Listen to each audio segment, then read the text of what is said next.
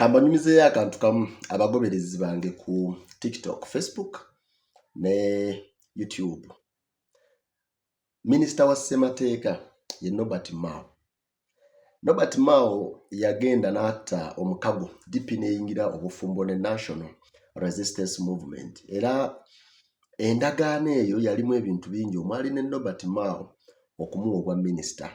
Gerald Slanda ne bamuwa n'ozamulaba ne Fred Mukasambidde. Naye ekirabo kye yakifunye. Kati bwe twali tuyingira mu kalulu ka 2026 ne wabaawo amendments ezaakolebwa mu ndagaano. Mu ndagaano ya DP ne NRM. Amendments ezo kwe kuwa Fred Mukasambidde okuba omubaka wa Buweekuleeyo ogenda okwesimbawo. Mukasambidde yali yeesimbyewo Kalungu eyo emirundi gyonna ne bigaana. Kati baamuwa Buweekulaawo era Buweekula agenda kuwangula. Kaakati Gerald Slanda ndowooza bamuzzaayo mu Parliament ya East Africa, DP gwezzaayo. Kati Norbert Mao ng'alina okuddayo mu Pesilalo mu Parliament, division ya Lalo Pesi oba Pesilalo eri ggulu. Njagala mu bwegendereza tuwulire Norbert Mao wano tukomewo. Has also been facing problems between those who want the NRM flag and independence. And he has solved it by saying where it is the strongest candidates are NRM and NRM leaning independent, there should be no war. But where there's a risk of the NRM losing, then independence should be totally discouraged. That formula should apply to the relationship between DP and NRM. So if Omuri wins and is a very good leader, the NRM don't have to complain because we are moving together. The same applies to Badege Laibi and elsewhere.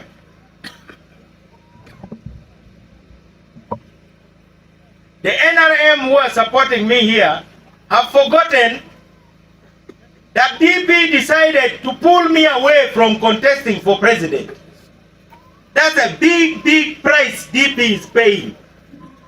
Because being a presidential candidate is a big platform for any party.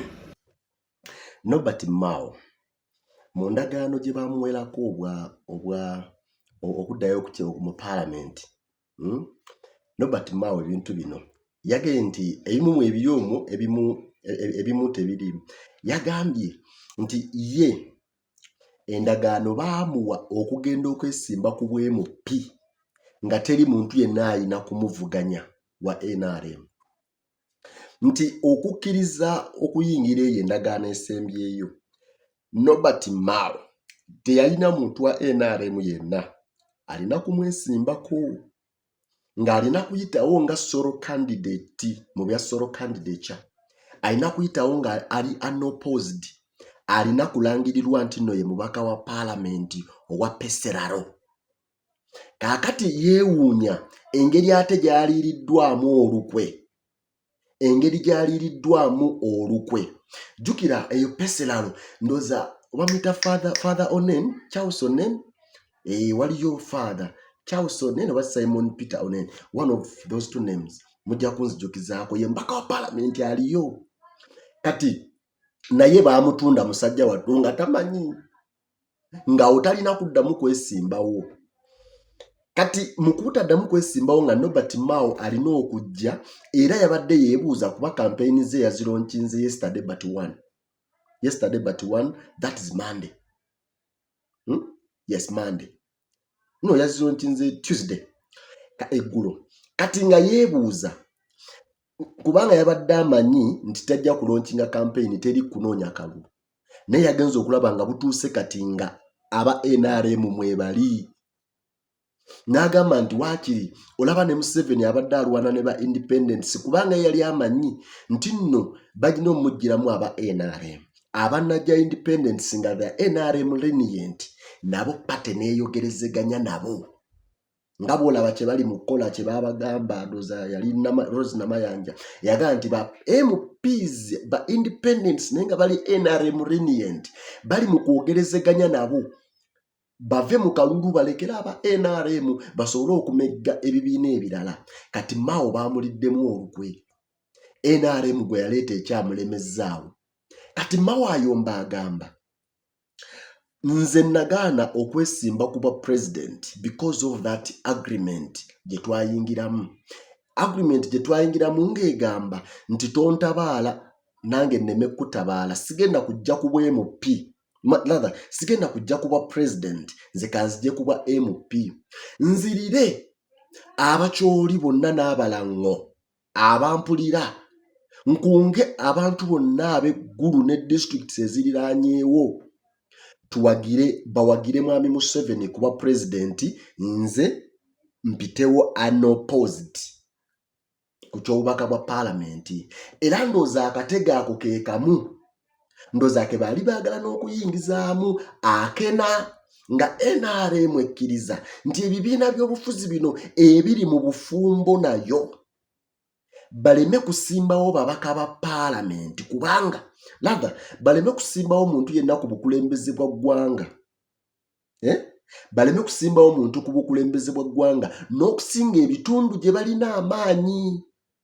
kubanga akena mu Lango West Nile Acholiland akena wa amaanyi ne Nobert Mao wa amaanyi kubanga yali LC5 wa Gulu district abajjukira ebiseera ebyo ng'ayokya kati munnange diiru ekyasobola okuterera akadde konna naye ebigambo Mao byafubutuka yagambye nze n'aba NRM abali wano temulowooza nti Mao munafu naye twateesa lwaki mundyamu olukwe lwaki mwefuula abatayagala kugoberera endagaano nga twakkiriziganya ki ekirina okukolebwa twakkiriziganya ku ki ekirina okukolebwa lwaki ntuuka kati ne mutandika okundyamu olukwe nze batte nze nga bwe ndaba kino kyoleka ki eri Nobert Mao nti abasajja bano ne bw'onoobakolera n'okuutta akalevu ku ttaka kino kye bakulaga kati bakulaga nti bagenda kusasula bubi envuuvu mujjukire emabegaawo abagoberera obulungi ennyo ebyobufuzi ne parliament zaali ziyita about speakership kwani agenda okuba omukubiriza wa parliament mu 2026 nga bagamba nti NRM akakodyo keerina eyagala kulivula Anita Among bw'erivula Anita Among option za NRM zeerina zaali ezi oba ziri ezi Thomas Tayebwa oba Nobert Mao agenda mu kalulu nga baagala bamusapootinge bakkiriza nti bagenda kuddamu bafune ennamba ennene bwe bamusapootinga olw'okuba nti obufumbo bwa Mao bwe yayingiramu ne NRM sometimes ajja n'ayogera ebintu nga bikwata ku muntu wa bulijjo naga nti ayo wano gavumenti mbi biki nze ndi wa DP nti akyateekamu kale abantu bagenda mwesiga that is NRM bw'ebanga yeelayidde nti bagamba abantu bajja kuba bamwesiga parliament bagirabemu obwesige bwe bagirabamu obwesige ebintu bijjanga kuyitawo abantu ba bulijjo nga balabanga abakkiriza nti nno biyitawo ku lwabwe okusinga kati lwe bali sure nti Anita Among Kadaga bwe yabeererawo Oranya bwe yabeererawo ne Sekandi nti abantu tebyali ku sayidi yaabwe yeddiirwa eriwo naye kati Mao akyalina okusooka okulwana okulaba nga olulivula luno lwe baagala omulivula kubanga agamba nti singa aba NRM basigalawo ebintu bisobola okukyuka ku Rastawa ne bamukuba akalulu nze